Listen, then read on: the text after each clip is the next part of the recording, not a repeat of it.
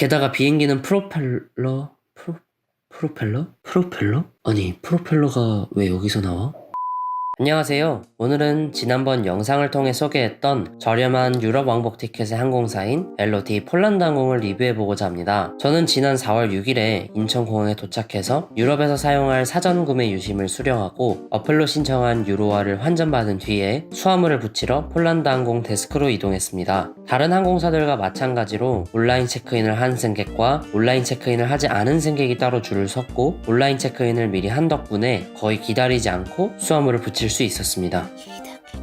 폴란드 항공의 수화물 제한은 18kg, 20kg도 아닌 무려 23kg. 제 캐리어는 18kg을 조금 넘어서 무난히 통과했고요. 기념품을 사올 만한 용량을 넉넉히 확보할 수 있었습니다. 참고로 기내 수화물도 최대 8kg까지 허용되니까 꽤 넉넉한 정도라고 보이네요. 출입국 신사를 마치고 이제 게이트로 면세품을 수령해야죠. 면세품을 수령한 뒤에는 게이트 앞에서 잠깐 대기했는데요. 프리미엄 티켓 소지자들이 먼저 들어가는 모습을 보며 돈을 많이 벌어야겠다는 생각. 인천에서 경유지인 바르샤바로 향하는 비행기는 333 구조의 대형 비행기였고 온라인 체크인 덕에 이코노미 티켓임에도 레그룸이 넓은 좌석에 앉았습니다. 기본적으로 좌석에 베개와 담요가 하나씩 놓여 있었고 좌석 밑에는 전자기기를 충전할 수 있는 USB 포트가 있었습니다. 신기했던 건 창문 밝기 조절을 터치 버튼으로 한다는 점이었는데요. 창문을 수동으로 여닫는 비행기를 주로 탑승했었는데 화면에 보시는 것처럼 밝기를 자신이 원하는 정도로 조절할 수 있어서 정말 편리했습니다. 또 개인 화면을 통해 제공되는 영화도 많아서 굳이 USB에 영화를 담아올 필요도 없겠다고 느낄 정도였습니다. 첫 번째 기내식이 나오기 전 물티슈를 하나씩 나누어 주더라고요. 그리고 맥주, 와인, 음료수 등 자신이 마시고 싶은 것과 땅콩을 함께 받았고 땅콩?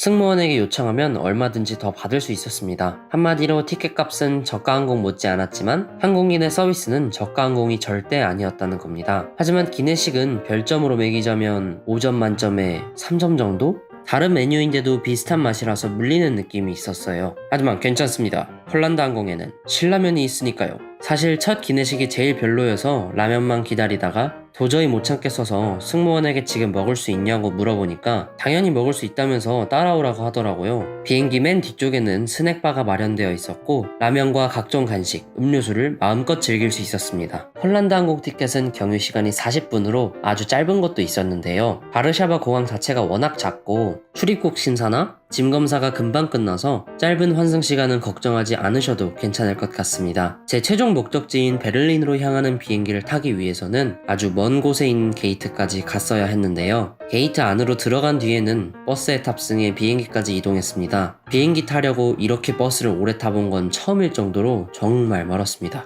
게다가 비행기는 프로펠러? 아니, 프로펠러가 왜 여기서 나와?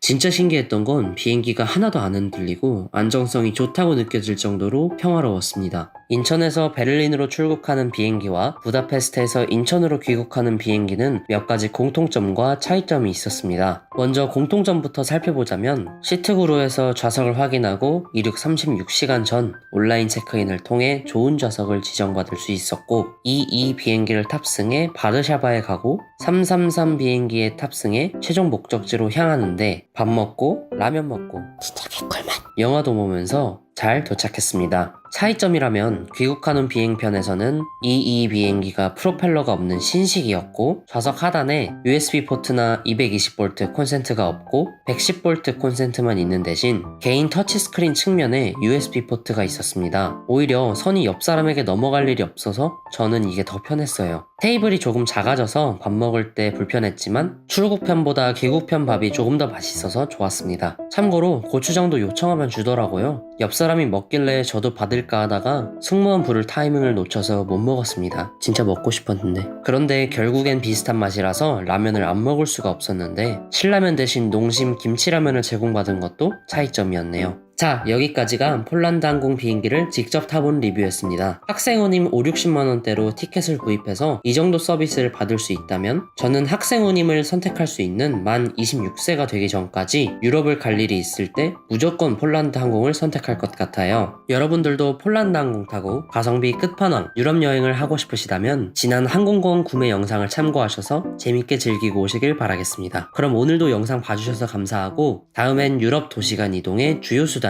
플릭스버스와 레지오젯 두 회사의 버스를 비교하는 영상으로 찾아뵙겠습니다. 감사합니다. 첫 번째 문제, 라면을 먹는데 밥이 없다면? 정답, 쌀과자를 먹는다. 두 번째 문제, 라면을 더 맛있게 즐기고 싶다면? 정답, 초코바와 단짠으로 먹는다. 장난입니다. 제발 라면만 드세요.